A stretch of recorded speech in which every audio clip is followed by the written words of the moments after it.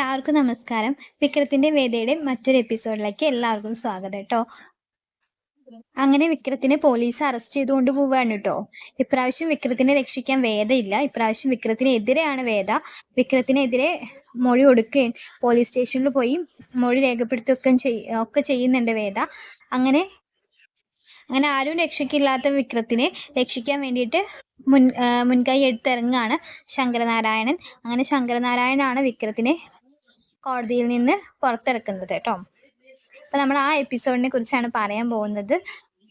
ഒരു ദിവസം അമ്പലത്തിൽ പോയി വരുന്ന വേദ കാണുന്നത് ഒരാളെ നടു റോട്ടിലിട്ട് തല്ലി ചതയ്ക്കുന്ന വിക്രമിനെയാണ് കേട്ടോ. തല്ലി ചതയ്ക്കാന്ന് അത്രയും ക്രൂരായിട്ടാണ് വിക്രം അയാളോട് പെരുമാറുക. അത് കണ്ടു നിൽക്കുന്ന ജനങ്ങൾ ആരും വിക്രത്തിനെതിരെ പറയുകയോ അല്ലെങ്കിൽ അവനെ പിടിച്ചു മാറ്റാൻ നോക്കുകയോ ഒന്നും ചെയ്യുന്നില്ല കേട്ടോ.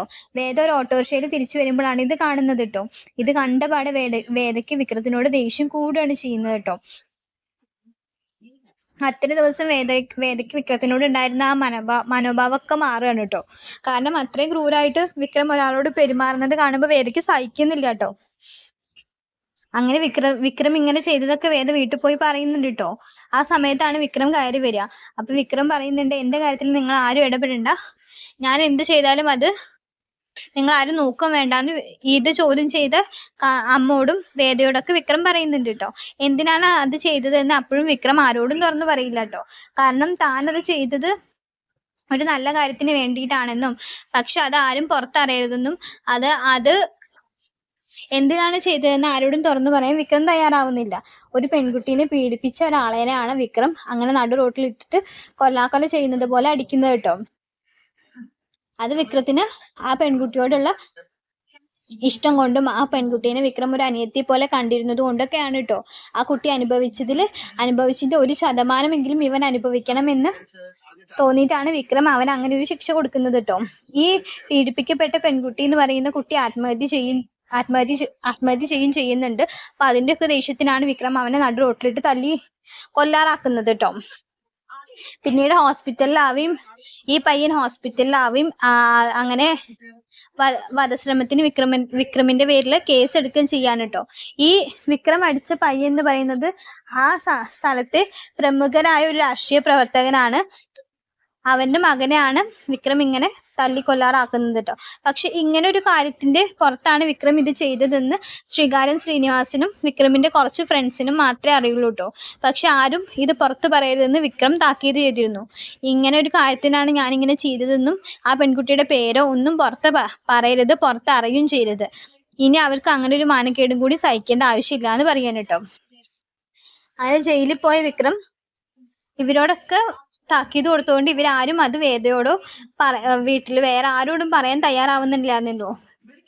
പക്ഷെ കമലയ്ക്ക് അറിയായിരുന്നു വിക്രം അങ്ങനെ എന്ത് ചെയ്താലും അവൻ അങ്ങനെ ഒരു കാര്യം ചെയ്തിട്ടുണ്ടെങ്കിലും എന്റെ മകനോ എങ്ങനെ ഒരാളെ തല്ലിയിട്ടുണ്ടെങ്കിൽ അവൻ അത്രയ്ക്കും വൃത്തികെട്ടവനായിരിക്കും. അല്ലാതെ ഒരു ന്യായമില്ലാത്ത കാര്യത്തിന് ഒരിക്കലും എൻ്റെ മകൻ ഇറങ്ങി പുറപ്പെടില്ല. അവൻ അങ്ങനെ ചെയ്തിട്ടുണ്ടെങ്കിൽ അതിൽ എന്തെങ്കിലും ഒരു ന്യായം കാണും എന്നുള്ള ഉറച്ച വിശ്വാസം കമലയ്ക്ക് ഉണ്ടായിരുന്നു. പക്ഷെ വിക്രം ചെയ്തത് തെറ്റാണ് എന്ന ഉറച്ച തീരുമാനത്തിലാണ് വേദ നിൽക്കുന്നത് കേട്ടോ. കമലയും കുടുംബക്കാരും ഒക്കെ എത്രയും പറഞ്ഞിട്ടും കാല് പിടിക്കുന്നത് പോലെ പറഞ്ഞിട്ടും വേദയുടെ തീരുമാനത്തിൽ നിന്ന് മാറുന്നില്ല കേട്ടോ. വിക്രമിനെതിരെ സാക്ഷി പറയും, വിക്രമിനെതിരെ കോടതിയിൽ പോയിട്ട് മൊഴി നൽകും എന്നൊക്കെ വേദ ഉറച്ച് തീരുമാനത്തിൽ തന്നെയാണ് വേദ നിൽക്കുന്നത്.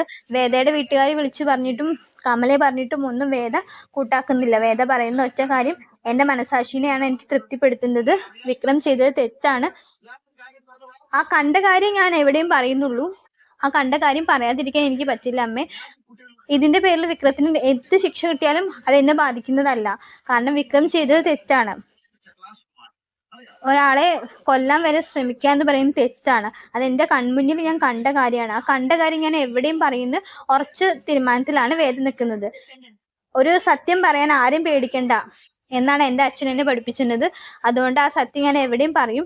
അതിന് ആർക്ക് വിഷമാച്ചാലും അത് ആർക്ക് എന്തൊക്കെ പ്രത്യാഘാതങ്ങൾ ഉണ്ടാക്കിയാലും എനിക്കത് പ്രശ്നമല്ലാതെ പറഞ്ഞിട്ട് വേദ ആദ്യത്തെ ഹിയറിങ്ങിൽ, കോടതിയിലത്തെ ആദ്യത്തെ ഹിയറിങ്ങിൽ വിക്രത്തിനെതിരെ മൊഴി നൽകുന്നുണ്ട്.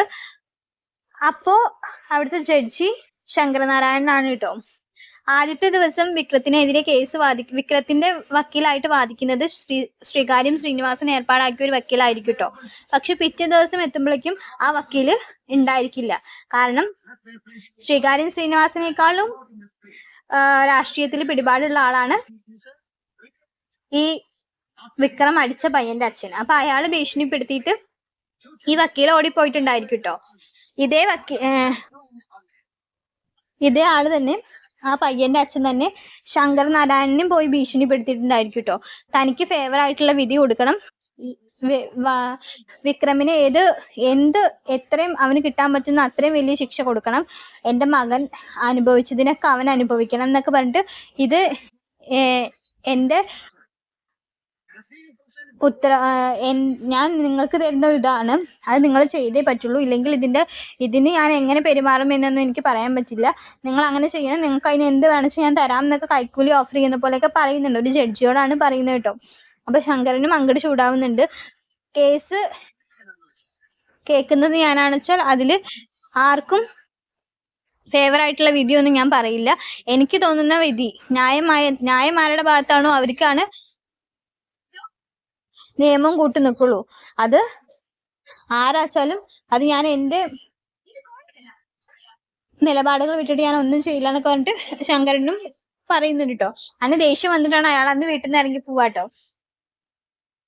പക്ഷെ പിന്നീട് ആ രാത്രി തന്നെ ശങ്കരനാരായണൻ സത്യം മനസ്സിലാക്കുന്നുണ്ട് കേട്ടോ.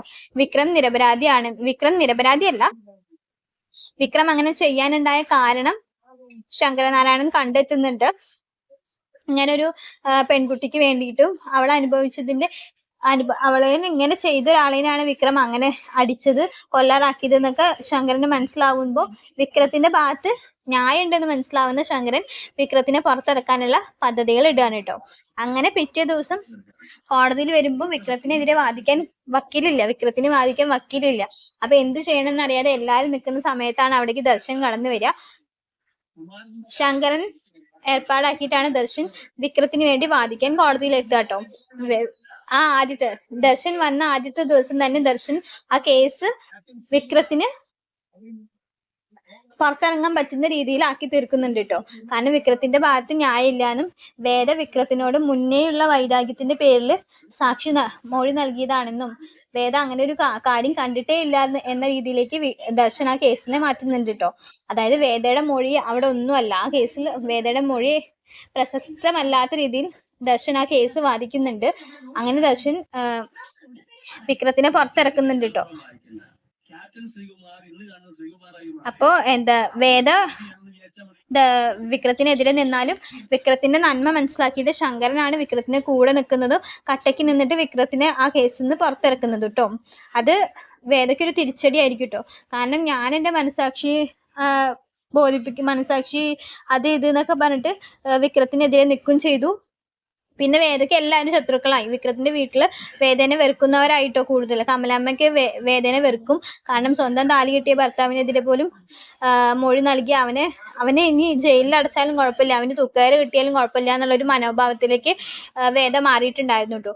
അത് കമലേനെ ഒരുപാട് വിഷമിപ്പിച്ചു. കമല പറഞ്ഞിട്ട് പോലും വേദ കേൾക്കാത്തത് കമലയ്ക്ക് വേദയോട് ദേഷ്യം വരാനുള്ള ഒരു സാഹചര്യമായി മാറുന്നുണ്ട്. അതൊക്കെ മുൻകൂട്ടി കണ്ട് ശങ്കരൻ ഇടപെടുകയും വിക്രത്തിനെ പുറത്തിറക്കുകയും ചെയ്യുന്നുണ്ട് കേട്ടോ. ആ കേസ് അസാധുവാവുകയാണ്. വിക്രത്തിനെ ജാമ്യം കിട്ടുകയാണ്, വിക്രത്തിനെ പുറത്തിറക്കുന്നുണ്ട്. അങ്ങനെ ശങ്കരനാരായണൻ അത് വിക്രത്തിനുണ്ടാകുന്ന ആ മനോഭാവമൊക്കെ മാറുന്നതിന് കാരണമാവുന്നുണ്ട്. അപ്പോ വേദ ഇല്ലെങ്കിലും വിക്രത്തിന് കൂടെ ശങ്കരൻ നിൽക്കുന്നുണ്ട്. അങ്ങനെ പുറത്തിറക്കുന്നുണ്ട്. ദർശനും ശങ്കരന്റെ കൂടെ നിൽക്കുന്നുണ്ട്. ഇവർ രണ്ടുപേരും കൂടിയിട്ടാണ് വിക്രത്തിനെ ആ കേസിൽ നിന്ന് പുറത്തിറക്കുന്നത് കേട്ടോ. അപ്പൊ വീഡിയോ ഇഷ്ടമായി കഴിഞ്ഞാൽ എല്ലാവരും ലൈക്ക് ചെയ്യണം, സബ്സ്ക്രൈബ് ചെയ്യണം. താങ്ക്